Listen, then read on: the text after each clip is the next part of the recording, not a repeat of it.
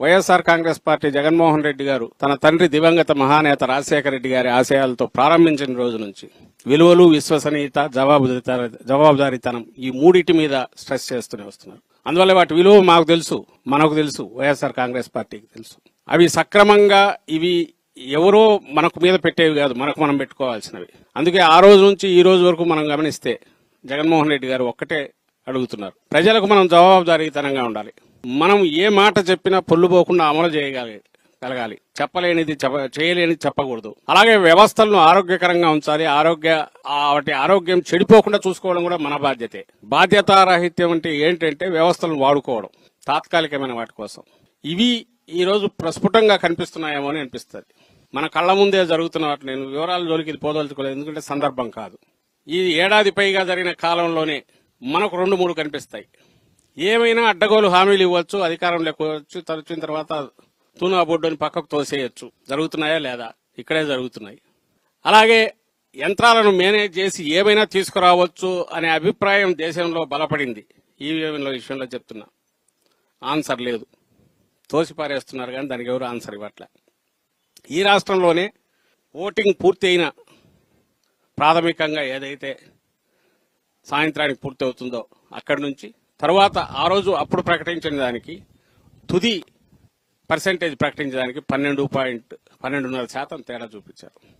అసాధ్యం. 50 లక్షల ఓట్లు దాదాపు. Is it possible? ఆన్సర్ ఊడి ఓట్ల. అలాగే నిన్నటికి నిన్న జరిగిన ఉప ఎన్నిక, చిన్న ఉప ఎన్నిక, 10,000 ఓట్లు, 2,000 మంది పోలీసులు, బూతులు 15, 2,000 మంది పోలీసులు. ఒక్క వైఎస్ఆర్సీపీ ఏజెంట్ కూడా లోపలికి రానివ్వాల.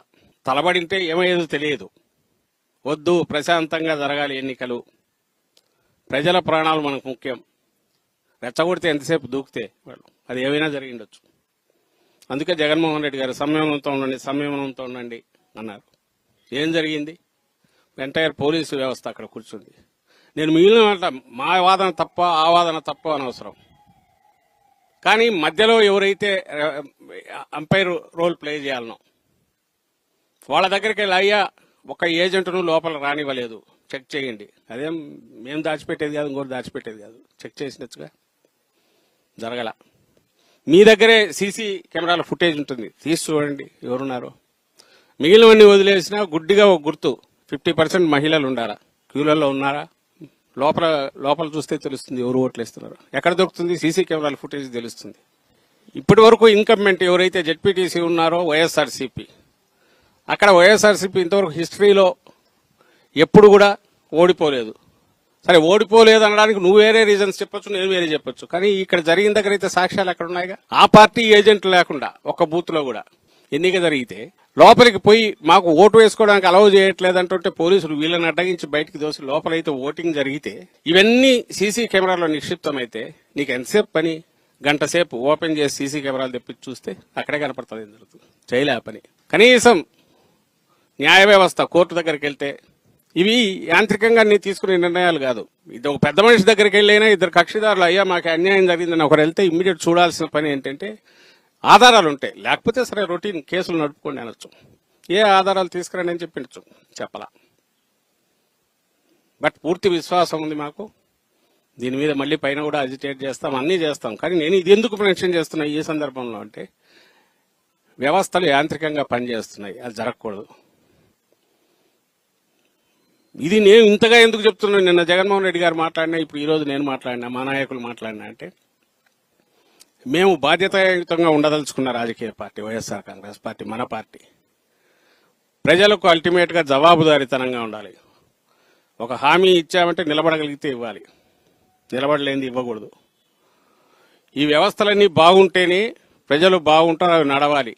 అందుకోసం అవసరమైతే మేము కూడా ఆ పరీక్షలకు సిద్ధంగా ఉండడానికి సిద్ధంగా ఉన్నామని ఎప్పటికప్పుడు చెప్తున్నాం. ఉన్నాం కూడా, అట్లా ఉన్నాం కాబట్టి ఈరోజు ఇట్లున్నాం, ఈ పరిస్థితిలో ఉన్నాం. ప్రజల్లో పాపులారిటీ ఉంది. వ్యవస్థల దగ్గరికి వచ్చేసరికి మేనేజ్మెంట్లో వాళ్ళలాగా చేయలేకపోతుండొచ్చు, దట్స్ ఎ డిఫరెంట్ ఇష్యూ. కానీ అల్టిమేట్లీ దట్ ప్రివైల్స్. ప్రజల విశ్వాసం, ప్రజల తీర్పు అదే నిలబడుతుందనే బలమైన నమ్మకం. అలాగే అన్నిటికంటే మించి న్యాయ వ్యవస్థ ప్రొటెక్ట్ చేస్తుందనే విశ్వాసం. ఇవి జగన్మోహన్ రెడ్డి గారిని మన పార్టీ నడిపిస్తున్నాయి. అండ్ ఈ సమయంలో ఈ సందర్భంలో, ఇలాంటి సందర్భంలోనే ఎప్పుడైతే వ్యవస్థలు యాంత్రికంగా పనిచేస్తున్నప్పుడే సివిల్ సొసైటీ ముందుకు రావాలి. ఈ రెఫరీ పాత్ర, అంపైర్ పాత్ర తీసుకోవడానికి స్వచ్ఛందంగా చొరవ తీసుకోవాల్సి ఉంటుంది. వాటి పరీక్షలు కూడా మేము సిద్ధమని కూడా చెప్తున్నాం. నిన్న జరిగిన దాని విషయంలో అయినా సరే, నిన్న ఉప ఎన్నిక విషయంలో ఇప్పటికైనా ఏం అక్కర్లేదు, పెద్ద మనుషులు ఎవరు వచ్చినా సరే మేము రెడీ దానికి నిలబడడానికి.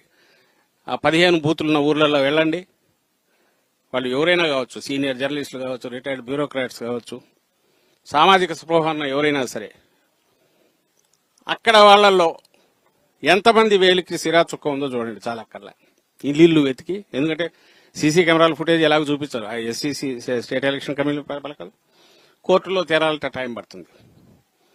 న్యూట్రల్గా ఉండే ఎవరైనా సరే మేము రెడీ.